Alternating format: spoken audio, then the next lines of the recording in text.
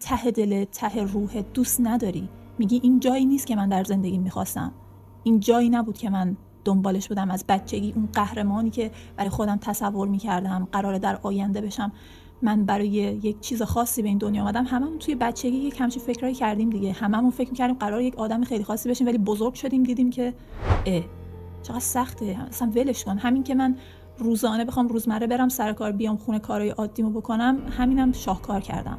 چرا ما به اون تصور قهرمانی که از بچگی نسبت به خودمون داشتیم نرسیدیم و یک جای یک پتکی انگاری تو سرمون خورد که نمیشه، اصلا اونا فانتزی بود و امکان نداشت که تو بتونی تو این جهان کسی بشی. چرا امکان نداشت؟ در دایره مرگ خودت گیر کردی، در دایره مرگ رویاهای خودت گیر افتادی و اون قهرمان کودکیت مرده. Expand yourself. Take yourself out your comfort zone. Do not live in your bubble. Put some more air in your bubble. If you stay in your comfort zone, that's where you will fail. You will fail in your comfort zone. Success is not a comfortable procedure.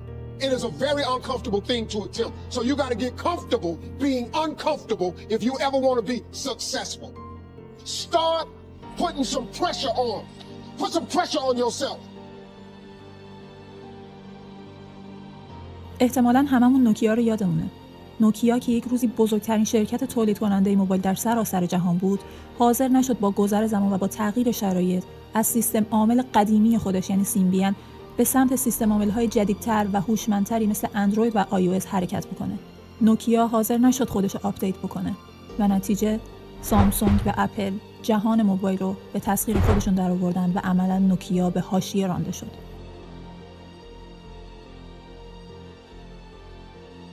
شرکت کوداک که یک روزی از پیشروترین شرکت‌ها در صنعت عکاسی در جهان بود و در دهه 1970 یکی از اولین دوربین‌ها رو اختراع کرده بود، با گذر زمان و با تغییر شرایط حاضر نشد به سمت دوربین‌های دیجیتال و به سمت آپدیت کردن خودش بره و در همون دنیای محدود آنالوگ و نگاتیوی خودش موند و نتیجه شرکت‌هایی مثل سونی، کنون و نیکون دنیای دوربین‌های دیجیتال رو تصاحب کردند و شرکت کوداک در سال 2012 اعلام ورشکستگی کرد.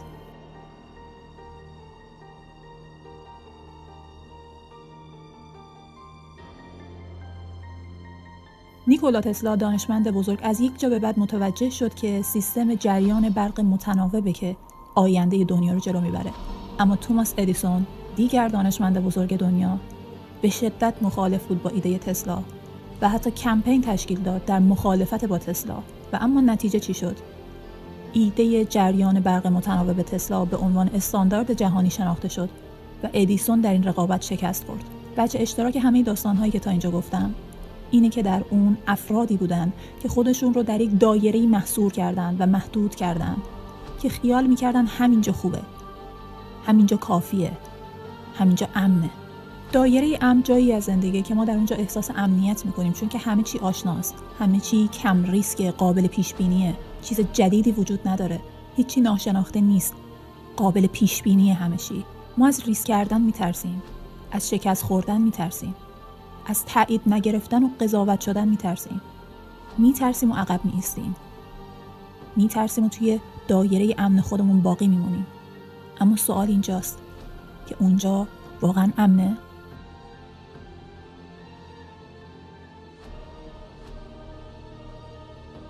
شغلی که سالهاست دوستش نداری ولی از ترس اینکه شغل بهتری پیدا نکنی توی اون شغل میمونی، از ترس اینکه فکر میکنی هیچ کار دیگه ای ازت بر نمیاد و اینکه من فقط همین شغل رو بلدم، من فقط همین کار ازم برمیاد، توی اون شغل سالها میمونی با اینکه دلت نمیخواد اونو. خب تو از کجا میدونی کار دیگه ای ازت بر نمیاد؟ مگه کار دیگه ای اصلا امتحان کردی؟ خب ترستون باعث شده که اینجوری فکر بکنی. رابطه‌ای که دیگه برات انرژی بخش نیست، دیگه حالتو خوب نمیکنه، ولی از ترس اینکه تنها بمونی توی اون رابطه هر جوری شده میمونی، توی یک رابطه سمی میمونی که نکنه من یه روزی تنها بشم یا نکنه دیگه کسی رو پیدا نکنم. یاد گرفتن چیزهای جدید سخته، ترس داره، حوصله میخواد. مغز من حوصله نداره مدام فسفر بسوزونه چیزهای جدید یاد بگیره. مغز من بدش میاد از چیزی که مبهم ناشناخته است. وقتی من از دایره امنم میرم بیرون با یک چیزایی مواجه میشم، با دنیایی مواجه میشم که نمیدونم چه خبره توش و باید آروم آروم سر در بیارم، بفهمم خب من چیکار بکنم الان به حرف مغز تنبلم که هیچ وقت حوصله یاد گرفتن چیز جدید نداره من گوش بکنم؟ یعنی تا آخر عمر من بذارم اینجوری بگذره؟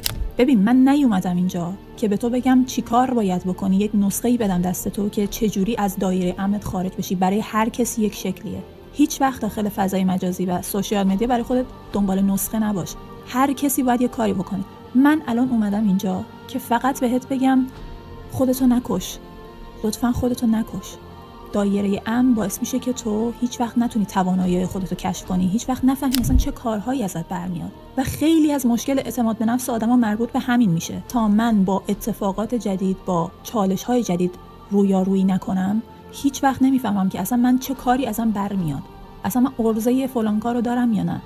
خب تو تا وقتی که فکر میکنی هیچ کاری بلد نیستی، از پس هیچ کاری بر نمیای، خب مشخصه که اعتماد به نفس نداری. میره مثلا سرچ میکنه چه کنیم با اعتماد به نفس باشیم. هیچ کاری نمیخواد بکنی. برو تو دل کارا، برو یه کاری بکن. همین اولش سخته برای همه، برای هیچ کس اولش آسون نیست. به مرور زمان وقتی ببینی یه سری کارا آره منم میتونم یه سری کارا بکنم، اون موقع است که اعتماد به نفست کم کم میاد بالا. اعتماد به نفس تو با سرچ کردن، با ویدیو دیدن، با ویدیو توسعه فردی دیدن حل نمیشه. تو باید یه کاری بکنی که به خودت ثابت بشه یک کاری ازت برمیاد. یک پرنده‌ای که توی قفس امن و گرم و راحت خودشه و دلخوش به اون غذاییه که روزانه داره بهش میرسه، هیچ وقت نمیدونه که آسمون چقدر وسیعه و هیچ وقت نمیفهمه که چقدر خوب میتونه پرواز بکنه.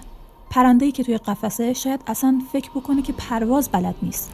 ون گوگ یکی از بزرگترین و مشهورترین نقاش‌های جهان بیش از 2000 اثر هنری خلق کرد و تا زمانی که زنده بود بجز یکی هیچ کدوم از نقاشیاشو در معرض فروش نگذاشت و تا زمانی که زنده بود کسی هرگز شاهکارهای ون گوگ رو ندید و این فرصت رو از خودش گرفت که تحسین جهان رو نسبت به شاهکارهای خودش ببینه و اینطوری بزرگترین استعداد دفن شد در خاک ترس. داخل دایره امنت بمونی میمیری. روزمرگی، گذران زندگی بی‌معنی، تکراری و همیشگی. اگه میخوای همون قهرمان کودکیت باشی چاره‌ای نداری. چاره‌ای نداری جز اینکه این مغز تنبل رو با چک و لگدم شده بیدارش کنی. من امروز اینجا نیومدم به تو بگم که چی کار بکنی. من مثل خیلیا که اینجا فاز برمیدارم و نسخه پیچی میکنم برای بقیه، نمیخوام برای تو نسخه بپیچم. من فقط اومدم بهت بگم که اگر در دایره امن خودت بمونی، روزی در این جهان میرسه که دیگه پیر شدی، چروک شدی و حتی اگر آرزویی هنوز برات مونده باشه دیگه توانی نمونده که بتونی قدمی سمتش برداری.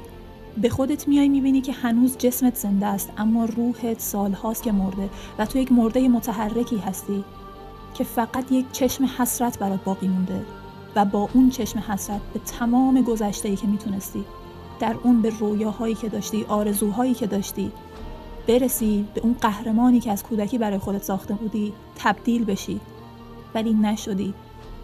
تنها حسی که برات مونده اینه که ای کاش حداقل یه سعی کوچیک میکردم، حداقل تلاشمو میکردم که اگر نشد حداقل بگم من تلاشمو کردم ولی نشد. همین. لطفاً خودتو نکش. لطفاً خودتو نکش. هیچ جایی در این جهان برای تو خطرناکتر از دایره امنت نیست. بازم حرف میزنیم. فعلا.